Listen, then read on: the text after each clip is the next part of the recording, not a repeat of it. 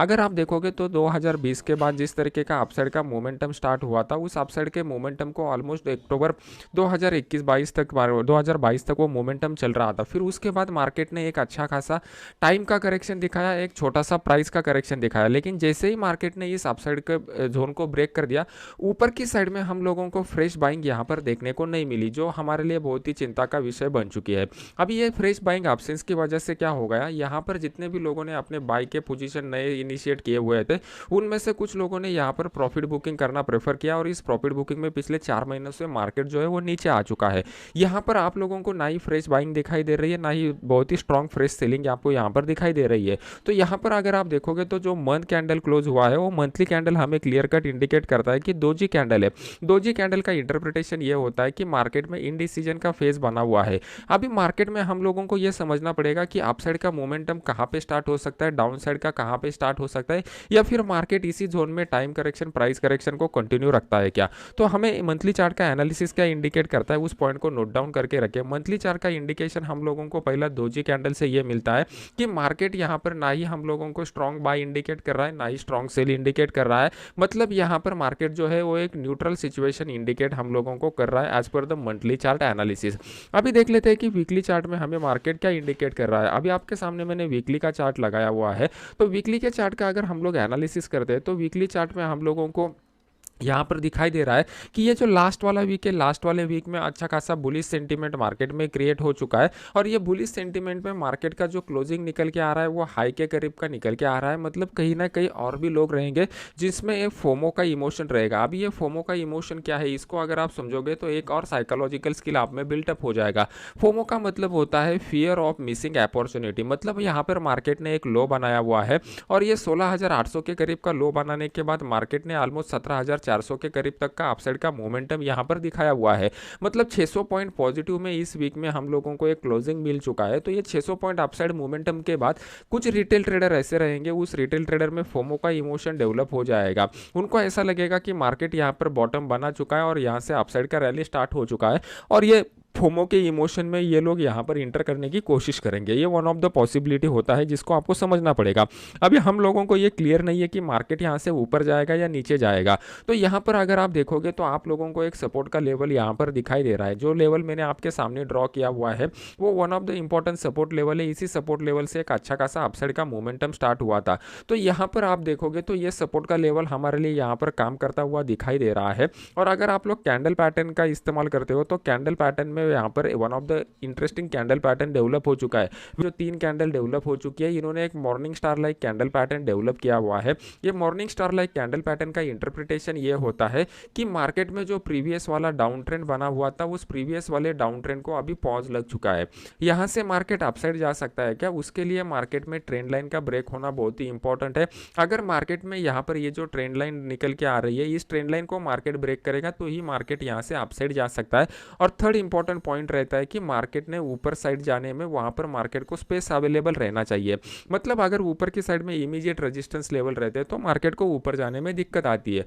तो monthly chart से हम लोगों ने एनालाइज किया हुआ था कि मंथली चार्ट हमें एक न्यूट्रल पर्सपेक्टिव बता रहा है। अभी वीकली चार्ट का अगर हम लोग एनालिसिस करते हैं तो वीकली चार्ट हमें इंडिकेट कर रहा है कि मार्केट जो है वो सपोर्ट लेवल पर आ चुका है। सपोर्ट लेवल पर आने के बाद डाउन ट्रेंड जो है वो डाउन ट्रेंड में पॉज इंडिकेट हम लोगों को दे दिया है, और मार्केट में यहाँ से एक अपसाइड के मोमेंटम का पोटेंशियल हम लोगों को दिखाई दे रहा है। तो ये दोनों एनालिसिस आपके कंप्लीट हो गए। जो पॉइंट मैं आपको बता रहा हूँ वो बहुत ही इंटरेस्टिंग पॉइंट रहेंगे। अगर आप इस फ्लो को फॉलो करते हैं, इस मल्टी टाइम फ्रेम के सीक्रेट को फॉलो करते हैं, तो यहाँ पर सबसे पहले हम लोग एकदम लॉन्गर टाइम फ्रेम का एनालिसिस कर रहे हैं, फिर उसके बाद हम लोग शॉर्टर टाइम फ्रेम का एनालिसिस कर रहे हैं, और फिर उसके बाद हम लोग इंट्राडे चार्ट का एनालिसिस करेंगे। इससे क्या हो जाएगा, पूरा मार्केट का साइकोलॉजी, मतलब मार्केट में जो लॉन्ग टर्म इन्वेस्टर रहते हैं वो वाले प्लेयर, जो स्विंग ट्रेडर रहते हैं वो वाले प्लेयर, जो यहाँ पर ऑप्शन में राइटिंग का काम करते हैं वो वाले प्लेयर, और जो इंट्राडे ट्रेडर है वो इंट्राडे ट्रेडर के प्लेयर जो रहेंगे, इन सभी का एक क्यूमुलेटिव साइकोलॉजी क्या है, उनका सोच क्या है, एक सामूहिक सोच के बारे में हम लोगों को यहाँ पर पता चलता है।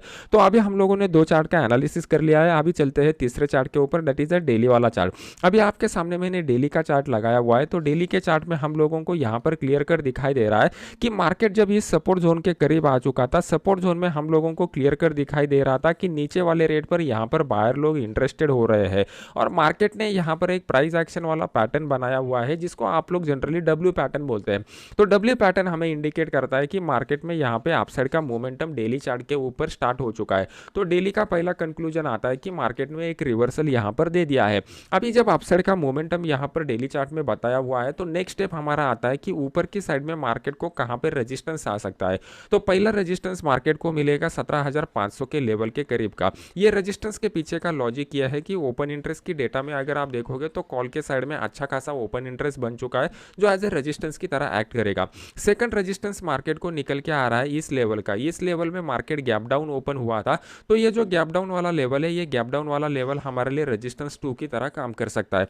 तीसरा रेजिस्टेंस हम लोगों को कौन सा मिलेगा, तो यहाँ से अगर हम लोग एक डाउन ट्रेंड लाइन ड्रॉ करते हैं तो ये डाउन ट्रेंड लाइन को अगर आप देखोगे तो आपको यहाँ पर क्लियर कर दिखाई दे रहा है कि ऊपर की साइड से जब भी मार्केट नीचे आता है तो इस लेवल के करीब आने के बाद मार्केट एक रेजिस्टेंस लेता है, तो वो एक रेजिस्टेंस हम लोगों के लिए काम कर सकता है। तो हमारे लिए यहाँ पर इंपॉर्टेंट रेजिस्टेंस लेवल भी डेली चार्ट के ऊपर मिल चुके हैं। अभी इंपॉर्टेंट रेजिस्टेंस अगर मिल जाते हैं तो इसको क्लब कैसे करना है इसको समझने की कोशिश करते हैं। अभी फिलहाल के लिए मार्केट ने इस इंपॉर्टेंट रेजिस्टेंस लेवल को ब्रेक करके अपसाइड का मोमेंटम दिखाया हुआ है। मार्केट का जो क्लोजिंग है वो हाई के करीब का आ चुका है, मतलब मार्केट में एक पॉजिटिव सेंटीमेंट बना हुआ है। तो हाई प्रोबेबिलिटी ये रहेगा कि मंडे के दिन मार्केट जब भी ओपन हो जाएगा, मार्केट एक गैप अप मोमेंटम के साथ ओपन हो जाएगा और गैप अप मोमेंटम के साथ ओपन होने के बाद मार्केट में जो फोमो का इमोशन है, उस फोमो को इमोशन की वजह से मार्केट आपको अपसाइड का मोमेंटम भी दिखा सकता है। अभी अगर अपसाइड का मोमेंटम दिखा सकता है तो मार्केट में हमारे लिए ये जो क्रूशियल रेजिस्टेंस लेवल निकल के आ रहा है, यहाँ पर जाने के बाद मार्केट किस तरीके का प्राइस एक्शन बनाता है इसके ऊपर आने वाला ट्रेड डिपेंड रहेगा। मार्केट अगर डायरेक्टली गैप अप ओपन होता है और गैप अप ओपनिंग के बाद ये वाला जो जोन है, मतलब 17,500 से लेकर 17,525 के करीब का जो जोन है, यहाँ पर मार्केट किस तरीके का प्राइस एक्शन बनाता है। अगर मार्केट ने यहाँ पर एक शूटिंग स्टार बना लिया या इस तरीके का प्राइस एक्शन का पैटर्न बना लिया तो यहाँ पे मार्केट में एक छोटा सा प्रॉफिट बुकिंग हो सकता है। तो जो लोगों को एग्रेसिवली ट्रेड करना है वो लोग यहाँ पर 17,500 का जो पुट है वो 17,500 के पुट को यहाँ पर बाय कर सकते हैं। उनका जो स्टॉप लॉस निकल के आएगा, यहाँ पर मार्केट जो भी कुछ स्विंग हाई बनाएगा वो एज ए स्टॉप लॉस की तरह यूज करेंगे।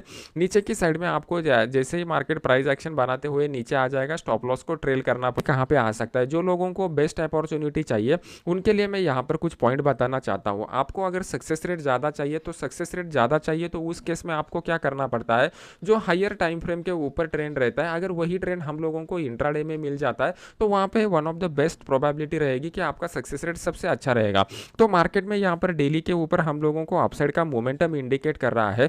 तो अपसाइड के मोमेंटम में अगर हम लोगों को बाय ऑन द डिप्स का स्ट्रेटजी मिलता है तो वहाँ पे आपका सक्सेस रेट बहुत बढ़िया रहता है, प्लस आपका यहाँ पे रिस्क रिवॉर्ड रेशो भी बहुत बढ़िया रहता है। अभी बाय ऑन द डिप्स के रणनीति में बेस्ट अपॉर्चुनिटी कहाँ पे मिलेगा, तो 17,360 से लेकर 17,400 के बीच का जो जोन रहेगा वो हमारे लिए बेस्ट सपोर्ट का काम यहाँ पर कर सकता है। तो मार्केट अगर गैप अप ओपनिंग के बाद नीचे आता है, यहाँ पर कोई एक हैमर कैंडल पैटर्न या इस तरीके का प्राइस एक्शन का पैटर्न बनाता है, तो उस केस में हम लोग क्या कर सकते हैं, 17,400 का जो कॉल है वो 17,400 के कॉल को यहाँ पर बाय कर सकते हैं। यहाँ पे हमारा स्टॉप लॉस कौन सा निकल के आएगा, यहाँ पर जो स्विंग लो मार्केट बनाएगा वो एज ए स्टॉप लॉस की तरह हम लोग यूज करेंगे और ऊपर की साइड में हमारा जो टारगेट निकल के आएगा वो टारगेट 17,500 के लेवल के करीब का यहाँ पर टारगेट निकल के आएगा।